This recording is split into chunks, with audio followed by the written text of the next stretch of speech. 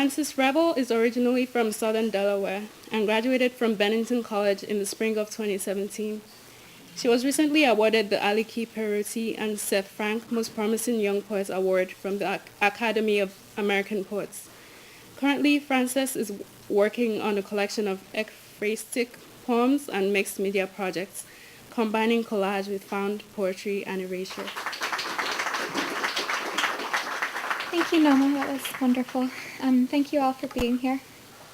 Let me know if my voice isn't loud enough, because I can be really quiet. The first poem I'm going to read is called Pasture. There was the option to do nothing, but my cheekbones rose, so, with polite force, I offered the lamb named Time a crinoline and blue corset with macrame fringe and detail, and staged her beneath the lamp breath. And in the morning I pierced the starved ewe with a red bell. It dangled from her limp tail. With fervor I loved, this she knows. Now on the porch she is on her haunches in a steel bucket and crooning, while I polish each hoof and press little moons into the wool with my thumbnail. Birds of paradise guard the porch frame. We are kept both in and out, and never once maintaining our size, for starving is easier said than done. The Miniaturizer. This week I am a collection of artificial pears. A wide and gilded bowl of fruit cradles my bulbous levity. The world of angles opposes me.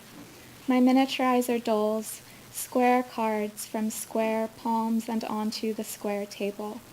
Day after day, my sheen reflects consecutive kings. It is Monday.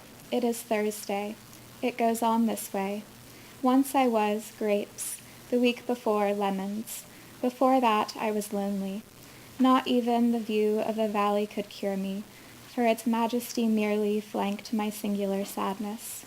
But pity the one with only eyes for what's been and been done. These days I have my fun in tricking the guests and knowing I am the shape of many hearts, if hearts were turned on their skulls and wrung, coddled in a gold leaf display of life's treasured wrought, waiting in each seed-bearing member of the bounty but me. My miniaturizer says this is charity. It is maintenance. Daylight bobs, and the warped truth ebbs into a losing night. He shines me toward it. Hot. No, it's okay. Choose. And choose the child does. She drags the fasting lamb to the mother and lifts it onto the stanchion. She gets it into position for the mother who shears the abdomen pink, the neck pink, the back pink, and legs. The mother opens the jaw and tucks the lamb's old coat down its throat. The marvelous teeth glow, gnawing their own tufted warmth. The child is amazed at the lamb, its ability to ingest even the driest nourishment. There is no force. There is no moment of pure hesitation. Bow, says the mother. The lamb climbs down from the stanchion. The child cripples onto the hinges of her legs.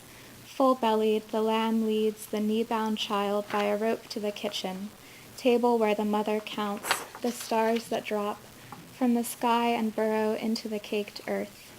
The lamb says, "Come to me, smallest thing. Our soft selves have a place at the foot of the living beds, should you finish this full plate." The lamb sits, the child at the table ripe with blood orange and peach stains. More grapes bleats the creature from her sugared mouth. More grapes.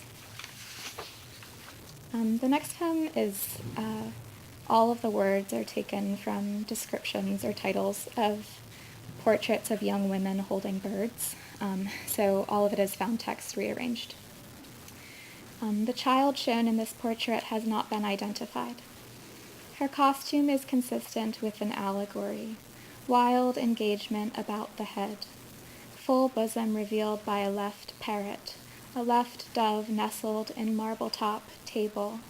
Innocence, girl with, the gaze tethered, songbird. Young girl holding a resting, winged nude woman. Young girl weeping for her dead, personifying a basket. holding dove on right breast with forefinger and thumb touching, innocence girl with, an archive on, archetypal symbolism, gown with, fortune enough, that the cage is obscured in the background, wicker, luminous quality. She gives the bird a tiny treat, bullfinch, swallows, oil on canvas, with her delightful and flattered domestic beak, abundance in color, what witty conceit. The end. The sky a pregnant opal viper with no blue tones. It is morning. Between a woman's thighs the wind beats. She is riding away on a gray horse through gray water. Look at her shining, face turned away from this shining pile of trash, its receipts, arachnids, silver hoops. Others tread knee-high through the water, while she leaves the swinging door of home to beat itself. The man has not left the house. Palm fronds are shady against the pink-lit shingles. He hears the knocking of horses outside like shells, knocking against a wall or just like horses, in their state of furled lips, meat and mane, and actually the horses are only clouds, and each cloud an opal scale. Before leaving, the woman told him she could not see how such a thin and hollow creature as a snake could ever be pregnant. This while the man bathed her with his own tongue, hissing, "Look how enormous I can make this funnel seem." The next poem is, well, I don't know, it's quite new, but it's kind of loosely inspired by this Turkish myth about a milk lake, which is a life-giving fountain in Turkish mythology, and just before a child is born, a goddess gives a drop of the lake to the child, which gives the unborn a spirit. By the milk lake, winged horses, and there's a god who wants to take the horses for his own, so he drops some wine into the lake, and then he causes the horses to be drunk so he can easily catch them. And when he catches them, he clips off their wings so that they can't escape. And this is the origin of horses without wings. It's called Temper. My dear personal brood mare, I too may pry straight from your burly withers that glossy and fanning machinery. But trust that I will save you in your wasted state from the old milk lake to live inside our mountain house of permanent vanity, house of one-hand mirror. My, the wonder how we will bicker for weeks over who gets to have a constant version of themselves, flattened lovable in the gilded frame, until you pair off with the steed from down the slope. Swelling you will pass the time, loaves of bread, charades, knowledge from the mirror of what is to come. When the time is right, I will lead you and your nearborn to the well to mimic the old way of welcome, sans divine assistance. Yet instead of a drop, you will drench her with a gulp, and without a thought you will bore the filly before me, deposit her at my feet. You will run from me into the city, scattered long face. You will not even make sure that her eyes were open. Mercy will I find, my face imprinted on her hide. Will you come back, repeat, stay, stay, what in this mirror could ever be my own?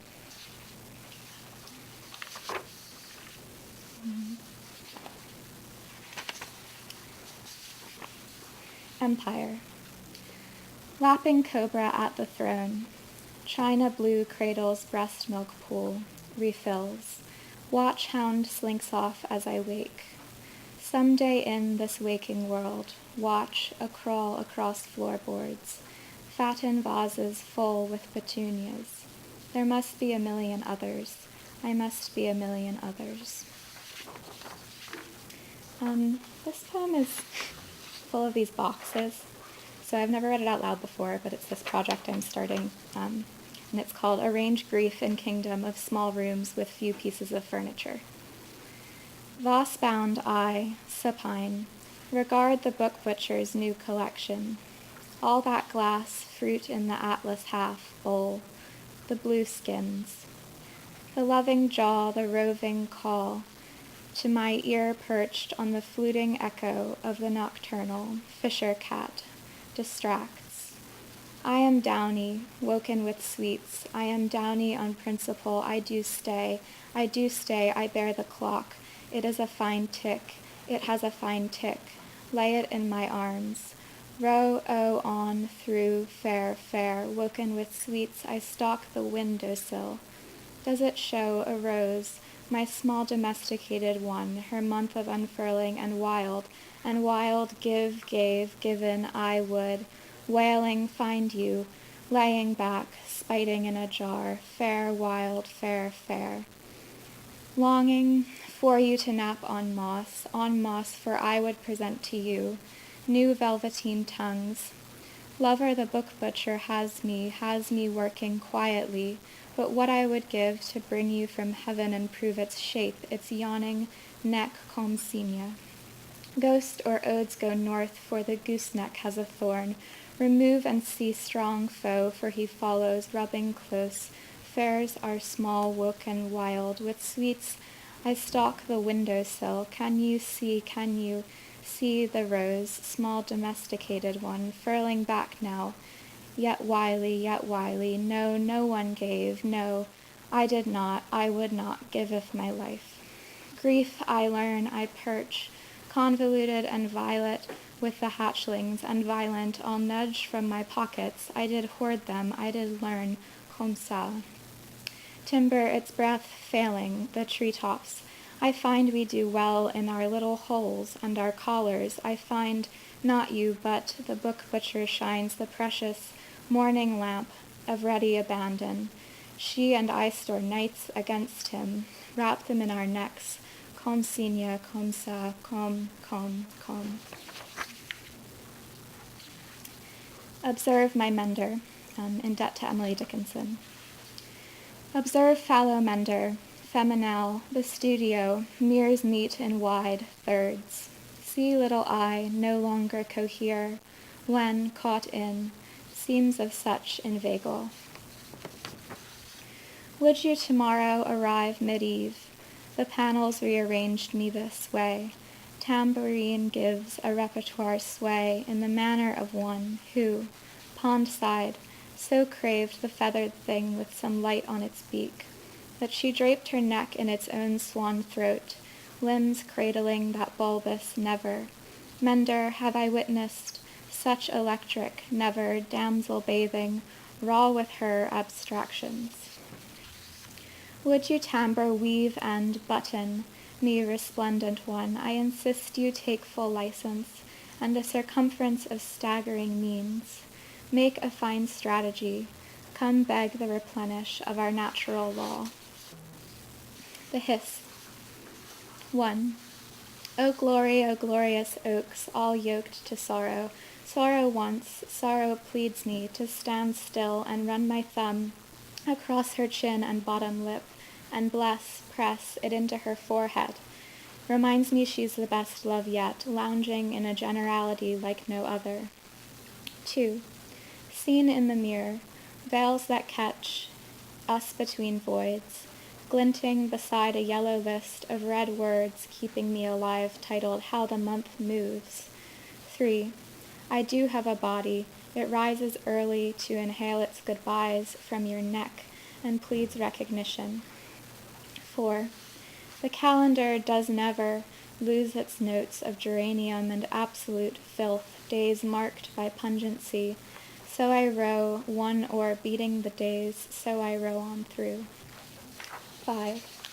From a list of fleshy alternatives, what makes the month move? 23. Wrapping the shape in violent satin. 54. Running the tongue along glass. 55. Standing still and feeling the shake. 6. Easy now, easy the oaks go on leaking. I see them from the window I kneel beneath, unable to find a thing, no thing. 7. Sorrow is a darling in cashmere turtleneck, with a piano master to usher the song from her. Sorrow swallows every morning more than she may have. Sorrow plays house in a tiny yellow room.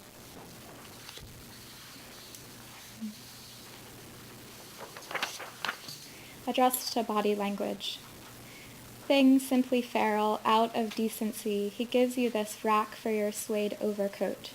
He is drawn to pruning you numb in the balmy canal by the cattails, and plaiting you into his hair, calling, "Look, look, comb here, this one's particular way of wanting it."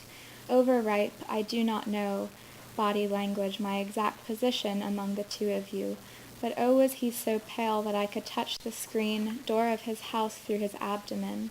If a body pressed into the grass could stain with only bruise and little blood, oh, the shape of it, oh, its expansive and wild veins along the greenery and lace trim, like a soiled doily and pulsing, oh, he would swear you were its spitting image of the stain, the pulse, the grass and trim. Feral thing, I pull you, mammal, away from the mirror, into my dim-lit sight, and I coax you up to my neck. I sweep you against our world until the ruins are wiped shiny, reading as so. Operating sideways, his love had trouble fitting through the door. Pity it, know it, our love too has trouble. This is the last one. Hymn for the end of drought. Had fattened, had sunned, had fevered as was instructed by those before me. Tilted the vial of what water could be gathered to my lip. Reached full youth and sauntered to the twilight field of husks. Followed suit and peeled my own. Unspooled and miraculous, it stretched into shapes to allow me to build a husk mother. Gave her palms and irises of beaming chestnut hull. Allowed me to build a husk father. Gave him a wool neck. Dug between them till the earth was wet, and had about it a drumbeat. It did not resist. Between the two, a something. It gave its title to my cause. Immediately I fattened it, I sunned it, I brought it to the pillowy ditch bottom, devoid of water and of perfect size for us. I dared not wake it from the bed I'd gathered, of crocus petal and jasmine's hypnotic lull. Once tempered, the heart now knew to whinny up against its bounds. I composed for us a breath that entered.